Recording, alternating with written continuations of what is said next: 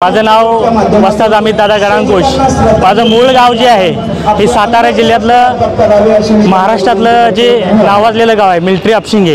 म्हणजे घरटी आमच्या गावामध्ये मिलिटरीमध्ये आहेत, सैनिकमध्ये आहेत। घरटी माणूस मिलिटरीमध्ये आहे। देशाचं रक्षण करण्यासाठी ह्या सैनिक दलामध्ये भरती होत असतोय। त्या गावचा मी रहिवासी असून आज जे कारगिल विजय दिवस आहे त्या विजय दिवशी मी ह्या ठिकाणी माझी जी संस्था आहे छावा शिवकालीन बहुउद्देशीय कला मंच, छावा प्रतिष्ठान, शिवकालीन युद्धकला दानपट्टा, नवी मुंबई महाराष्ट्र राज्य ही गेल्या वर्षीही ह्या ठिकाणी प्रात्यक्षिक दाखवत होती। ह्या वर्षीही आम्ही विजया उत्सव निमित्ताने ह्या दिवशी आमच्या मर्दानी खेळाची सलामी देण्यासाठी आम्ही दरवर्षी या ठिकाणी येतो। आणि आम्हाला आमचे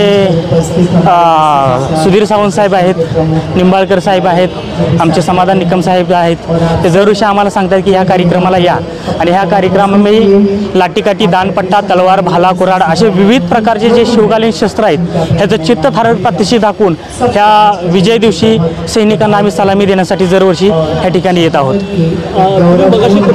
ही कला लोप पावत चालली, काय प्रकार? ही कला आता आम्ही बघतोय, आम्ही शासनाला पण आम्ही बरेच ठिकाणी सांगत असतोय की जी शिवकालीन युद्धकला आहे, जी छत्रपती शिवाजी महाराजांची कला आहे ही लोप पावत चाललेली आहे। की आज बाहेरचे देश, आज तामिळनाडूचा सिलंबम घ्या, पंजाबीचा गतका घ्या, कलरीपट्टू घ्या, हे त्या शासनाने त्यांना मान्यता दिलेली आहे। पण आपली ही कला अजून पाठीमागच आहे की अजून ह्या खेळाला मान्यता मिळाली नाही आहे। की त्या स्कूल गेमला मान्यता मिळाली पाहिजे, मुलांना भरतीसाठी त्याचं आरक्षण मिळालं पाहिजे।